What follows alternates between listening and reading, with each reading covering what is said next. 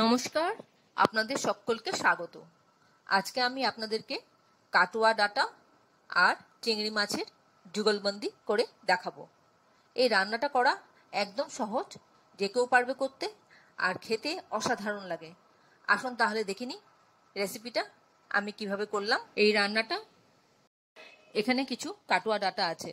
আমি গোটা অবস্থায় আপনাদেরকে দেখাতে পারলাম না ডাঁটাটা। আমি আমার যে কাজে সাহায্য করে সে আমি বলার আগেই পরিষ্কার করে নিয়েছে, তাই কিছু করার আর উপায় নেই। এবার এই ডাঁটাটা দিয়ে আমি তরকারিটা করব। কিভাবে কাটতে হবে ডাঁটাটা সেটা আমি আপনাদেরকে দেখাচ্ছি। প্রথমে দুধারে এরকম ডালপালাগুলোকে পরিষ্কার করে নিচ্ছি। তারপর আমি ছুরি দিয়ে কাটছি, আপনি না পারলে বটি দিয়ে কাটবেন। এইভাবে আঁশটা ছাড়িয়ে নিতে হবে। ছাড়িয়ে নিয়ে এরকম ছোট ছোট পিস করে নিতে হবে। এইভাবে সবটা ডাঁটাকে ছোট ছোট পিস টুকরো করে কেটে নিতে হবে। এই ডাঁটার একটাই মাহাত্ম্য, যে এই ডাঁটাটা খেলে প্রচুর শ্বাস পাওয়া যায় আর খেতে বেশ ভালো লাগে, আর একটা অন্য ধরনের স্বাদ একটা আছে এই ডাঁটাটার। তাই এই ডাঁটাটা দিয়ে তরকারি করলে বেশ ভালো লাগে খেতে। ডাঁটাগুলি কেটে ভালো করে ধুয়ে পরিষ্কার করে নিয়ে এসেছি। আর এর সঙ্গে যা যা লাগবে সেগুলো হলো, এখানে ডাঁটাগুলি আছে এভাবে লম্বা লম্বা করে কেটেছি, আর তার সাথে নিয়েছি আমি কুমড়ো ডুমো ডুমো করে কেটে নিয়েছি, আর আলু একটা নিয়েছি, সেদ্ধ করা আলু টুকরো করে নিয়েছি, আর আছে কিছু কাঁঠাল দানা। আপনার কাছে থাকলে দেবেন, না থাকলে না দিলেও চলবে। আর রয়েছে এখানে চিংড়ি মাছ আর টমেটো, কাঁচা লঙ্কা। এই দিয়ে রান্নাটা করব। আর যা যা লাগবে সেগুলো আমি পরে ধীরে ধীরে বলতে থাকবো। কড়াতে সর্ষের তেল দিয়ে দিলাম। রান্নাটা আমি সর্ষের তেলে করব। দিয়ে আলুটা প্রথমে, তেলটা গরম হলে আলুটা ভেজে নিচ্ছি একটু নুন আর একটু হলুদ গুঁড়ো দিয়ে। আলুটা আমি লাল লাল করে ভেজে তুলে নেব। এই মুহূর্তে আপনারা কে কোথা থেকে আমার এই রেসিপিটা দেখছেন প্লিজ একটু কমেন্ট বক্সে কমেন্ট করবেন, আমার তাহলে খুব ভালো লাগবে। আর নতুন কোনো বন্ধু প্রথমবার আমার চ্যানেলটাকে দেখে থাকলে আপনাকে একটা বিগ হাগ জানাচ্ছি। চ্যানেলটাকে সাবস্ক্রাইব করে নেওয়ার জন্য অনুরোধ রইল। পাশে বেল আইকনটা অ্যাক্টিভেট করে নেবেন, যাতে পরবর্তী আমার সমস্ত রেসিপির নোটিফিকেশন সবার আগে আপনার কাছে এসে পৌঁছয়।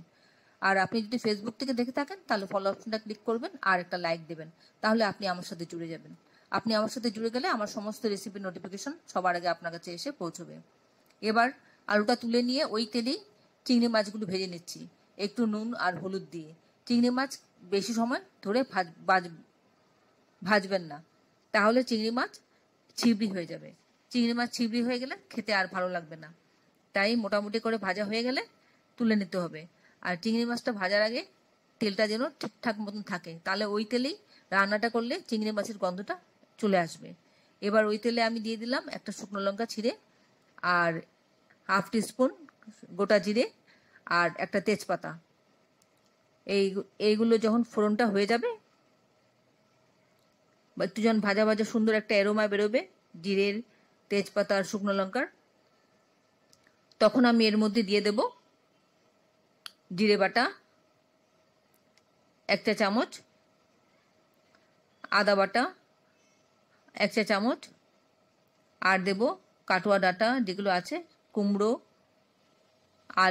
আলুটা দেবো না, আলুটা তো ভেজে তুলে রেখেছি। কুমড়ো আর কাটোয়া ডাঁটা এই দুটো দিয়ে দেব, কাঁঠাল দানাটাও দেব।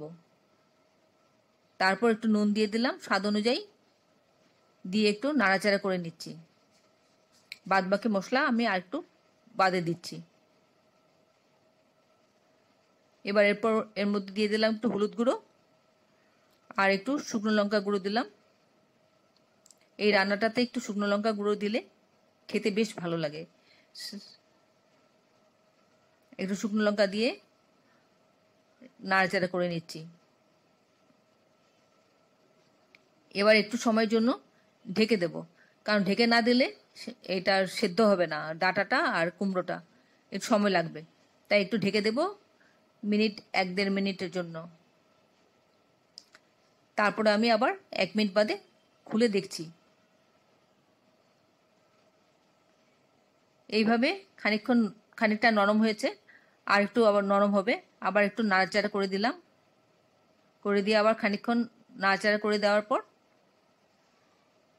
আবার একটু ঢেকে দেব।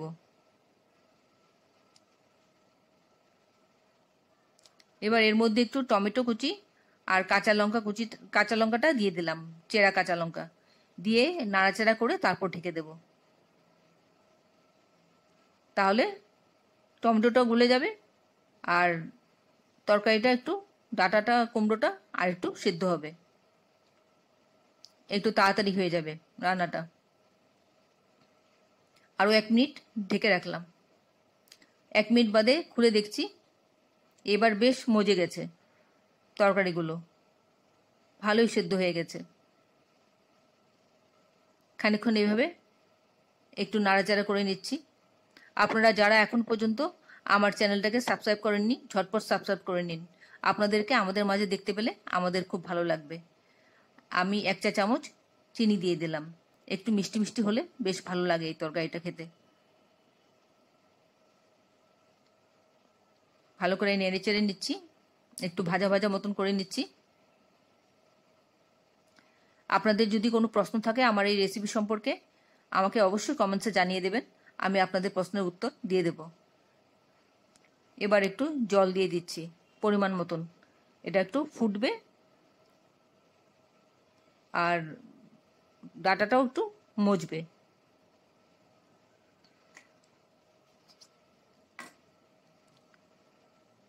এই ডাঁটাটা যদি বাজারে দেখতে পান অবশ্যই একবার কিনে নিয়ে এসে খাবেন।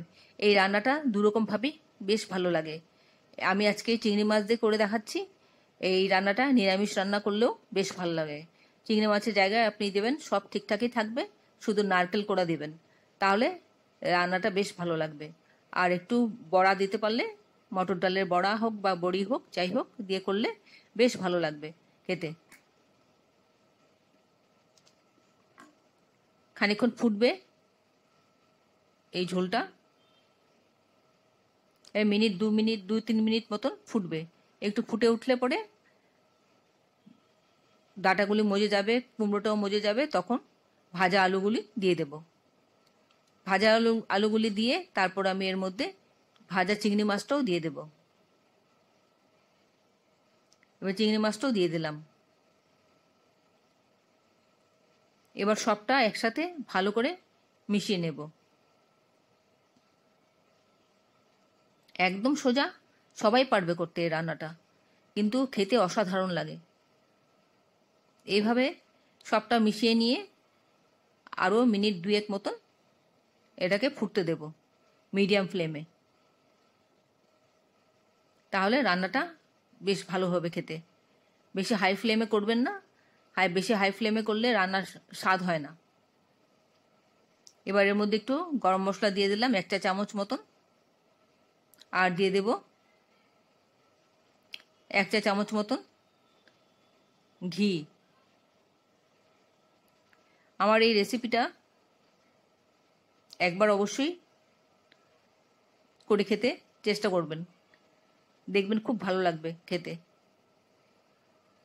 রান্নাটা মোটামুটি হয়ে এসেছে।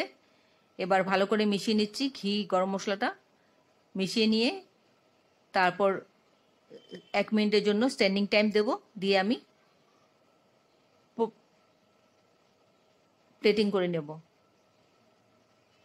যদি ভালো লেগে থাকে তাহলে একটা লাইক দেবেন আর বন্ধুদের সাথে অনেক অনেক শেয়ার করবেন, যাতে অন্যরাও এভাবে করে খেতে পারে। ভালো লাগলে একটা লাইক দিতে ভুলবেন না। আমি তেজপাতাটা বার করে দিলাম।